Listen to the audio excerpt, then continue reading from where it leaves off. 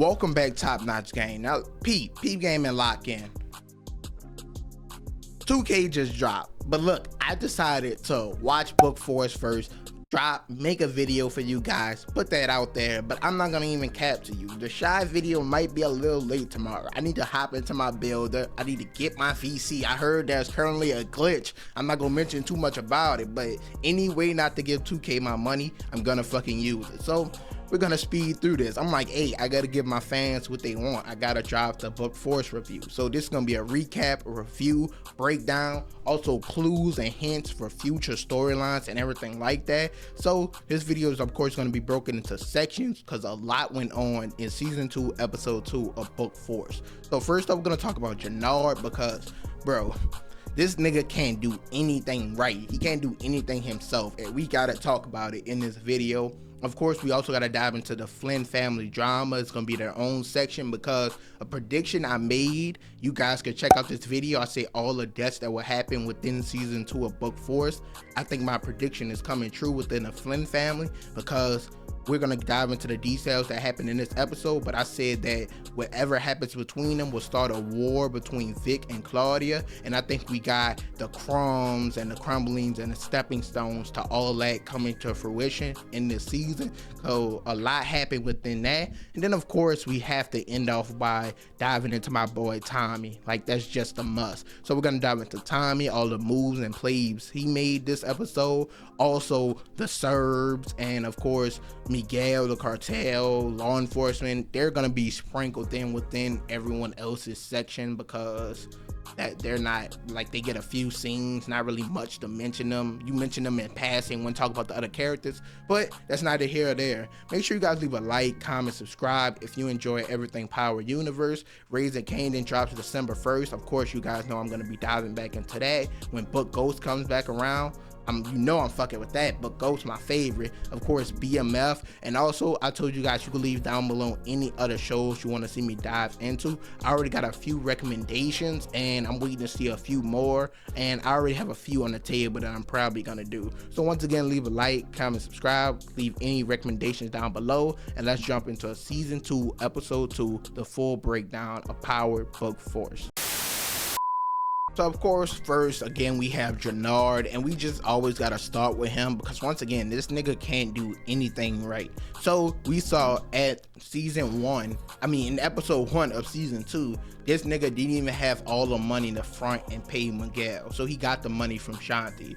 So he also got this guy Chewy to flip and turn on Diamond and Tommy and join his side, and because of that betrayal and treason, Tommy killed that nigga. So within this episode, of course, Jenard's crew wanted to fucking retaliate. They wanted to get back, but Diamond told Jenard, don't start a war, you know you're gonna lose. Especially when Jenard has so many other fucking problems. He can't pay the money to his connect Miguel. He has the Serbs breathing down his fucking neck because he promised territories that he can't fucking oblige to, and now his group wants to start a war because of a guy that was a fucking traitor anyway. So he can't keep anything in line. So what happens within this episode is, of course, the Serbs that he promised the territory to, the money he owed Miguel, they just swooped in and took that shit from him, and he didn't do anything about it, bro. So once again, he was about to fall short of paying his connect. But of course, once again, Shanti came through, and we got to kind of talk about her within this section because what is her hand in all this? What does she have up her sleeve? Like, why is she so invested in Jenard? I'm pretty sure we're gonna find that out sooner or later. I might make a theory video on her by itself, but who knows, because I wouldn't say she's the most interesting character, but not knowing much about her kind of formed all the interest and intrigue in her. So she fronts this nigga the money to pay Miguel once again. This nigga can't even do business for himself. And not only that, but his boys that wanted revenge for Tommy killing Chewy, one of them decides to go out and spin on Tommy by himself and fucking misses. He kills a 8-year-old girl. The shit is fucking crazy. What's wild is Tommy was actually lacking in this episode and he could have easily killed him, but bro don't got no fucking aim. literally has no aim, missed, killed the little girl, and now the fucking feds, the CPD, they're all wrapped up into this shit now. So like, he fucked up bad. Jenard, he can't keep his subordinates in line. He can't pay his connect. He can't fend off the Serbs. He has so many problems, and this leads to my prediction, of course, of CBI eventually reforming, coming back under one, because Jenard honestly can't do this shit by himself. Having him by himself is just so fucking laughable to watch, because bro can't do anything right. It's just ridiculous at this point. So it's interesting to see what Shanti's role is in all this, and if Jenard could get his shit together. But currently, it looks like bro, he just can't do anything. Now we gotta start the Flynn family drama, and we gonna start with Vic, but it's gonna all come full circle and get back to Vic, because we gotta talk about the place he was in this episode, and then what happened to him at the end. So Vic, honestly, this whole episode, he was just crashing out. Bro went and robbed a fucking gas station or convenience store just to fucking do it for no reason. Like, bro is pretty much losing it ever since he, of course, lost Gloria. But now things have got interesting. Early in the episodes, we saw, of course, his dad, Walter Flynn, try to talk to him, get him back into the business, and Vic wasn't fucking with it. And we also saw Claudia within this episode making moves to learn what's going on. She learned from one of the guys that works from the organization that if Walter doesn't start pulling in more money, then the Flynn family won't have no organization. She got this information by, of course, sleeping with the guy, doing anything she can to get to the top. I told you guys, she's gonna find a way. She's gonna be the true villain when it's all said and done.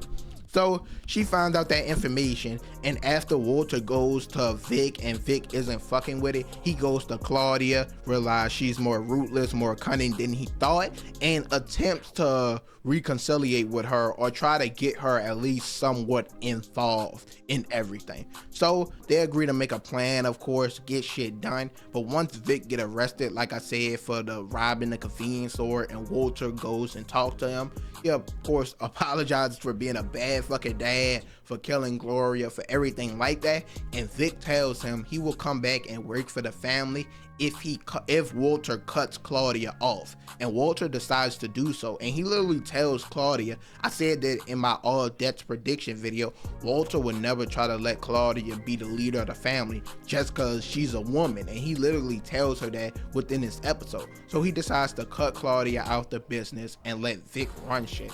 But comes to find out, Vic just wants to destroy Walter from the inside. It's funny because, once again, you guys need to go watch my all deaths video in season 2 of Power by Force, because I said Walter is gonna try to go out in a blaze of glory. That's his style. I literally said those exact words in that video. And in this episode, Vic said he's not letting Walter go out in a blaze of glory. He's gonna take everything from him, strip him down bare bones, and he's gonna have absolutely nothing. So that's gonna be fun and interesting to watch. Once again, I still don't believe Claudia knows about Walter's sickness, and now he cut her out the family. Once again, my prediction was that Walter will die, get killed, whether it's cancer or he gets shot, anything like that. And I also said that Claudia and Vic will fight for control of the organization. I think ultimately Claudia will get control. Vic doesn't really want it. I explained that in the video as well. But once again, the prediction looks like it's starting to happen. I want to see how Vic goes about taking down Walter from the inside, everything he decides to do. If he gets any help, whether it's from Tommy, Diamond, anything like that. How Claudia chooses to repay her brother or her father for kicking her out the business once again. How she tries to regroup, because currently now she has nothing. She killed the doc. Dahlia is no longer really useful, and now she's out the family business. It's interesting to see what she decides to do to get shit going for herself, but we know she's gonna find a way. But that's pretty much everything with the Flynn family drama. Gonna be interesting. They having like their own civil war. They're not really even too much focused on the other characters, which is interesting because we're about to jump into Tommy. But Tommy, of course, wants to kill Claudia because she killed Liliana. So they have a lot riding on that. He actually talked to Vic in this episode and asked him who killed Liliana, and Vic acted like he didn't know it was Claudia. So that's gonna be interesting to see how that all continues to play out. I talked about how they have a scene where Tommy catches Claudia and has a gun to her head, and this might be the scene she dies, but who knows? We're gonna have to continue to wait and see. But let's move on to Tommy. And last up, we got my nigga Tommy, bro. He was making plays this episode. So first off, Tommy, he got in a shootout and helped Miguel take out these few dudes. So I think he started to earn his trust a little bit more and put himself in a better position, because Miguel was not fucking with this nigga in the first episode. Also, we saw Miguel say he knows pretty much everything about Tommy. He knows about Julio. He knows that Ghost died. He knows that Lakeisha got killed. He knows Tommy lost his whole business in New York. So he did his research on this man. He's looking into him. And they kind of told Miguel that someone who has nothing to lose is dangerous. Miguel said that person also could be utilized. So it's going to be fun to see how that back and forth continues to play along. So this got Tommy closer to Miguel, and also closer to Miguel's sister. Tommy is consistently trying to fuck with her. We know it's eventually gonna happen. We've seen all the trailers, all the pictures. The shit is already basically locked in. And like I said in my deaths prediction video, it'll be interesting to see how he juggles both the brother and sister. How the sister, cause she kind of just thinks Tommy is gonna die. He's not gonna last. Like, the shit is just not gonna go good from as she's seen in the past. I'm sure we'll get some backstory how she had some boyfriend who was in the same life as Tommy, working with her brother. It didn't end up well for him. Some shit like that, and that's why she's worried about Tommy. But we know they're gonna fall in love eventually. So Tommy, he's still making moves. He's just being Tommy. Also in this episode, he pinned the Serbs and Miguel and them against each other even more, because he overheard a conversation where Miguel was saying where to meet up and everything was gonna be, and Tommy and Diamond went and intercepted it, took all the product and everything, and he basically lit off a fuse and started a war between the Serbs and Miguel. So that's gonna leave room for him to pop out, take a higher position, more control, get more territory. He's just making all smart moves this season. Like, he got shit going, and it's gonna be funny to see how the FBI or the CPD, I guess you could say, tries to catch him. Of course, they finally revealed that Tommy Egan is alive. They want to take him down, shit like that. And for some reason, the people higher up don't want them to look into this nigga, even though he faked his death. So the whole CPD storyline feels a bit pointless currently. But I guess we're gonna continue to see how that plays out, but currently the shit doesn't look pretty much interesting if nothing is happening with them. At least with Angela, Sags, all of them, like, shit was going on, like, and it was fun, it was interesting. They actually had ties and connections to the other characters. These police officers are just fucking boring, to be honest. Like, I can't put it no other way. They're fucking boring. But moving on, like I said earlier, Tommy, of course, went to Vic and he asked him who killed Liliana. He's still searching for the killer. I told you guys he's gonna eventually find out it was Claudia. We saw the clip where he catches her. He has a gun to her head. Maybe he knows it's her in that scene. Maybe he asks her and she tells him it was Vic. That would be fun and interesting to see. But we know he's still ride or die for Liliana, and we all are. I fuck with Liliana. Probably still the second best character within this show they ever had. Of course, number one, Tommy, but I don't think no one is ever gonna pass Liliana. They're just not that interesting, and they're not as ride or die. And also, the last thing, once again, Tommy killed Chewie at the end of episode 1. So in retaliation, Jenard's subordinate spin back on Tommy, fucking missed and killed the 8-year-old kid. Now the repercussions for this is gonna be fucking wild and crazy. I want to see what Jenard fucking does, because once again, he can't do anything right, and I want to see how this impacts Tommy, if he knows who tried to do it, anything like that, if he's more paranoid, thinks it was the Serbs, thinks it was Miguel, or if he knows it was the other side of CBI. That's gonna be fun and interesting to see, and to see what happens because of the death of this 8-year-old kid. Does it start a war between the CBI niggas again, between both sides? We're gonna see how that plays out, or if they just kill the nigga that tried to spin because Jenard told the nigga don't do it.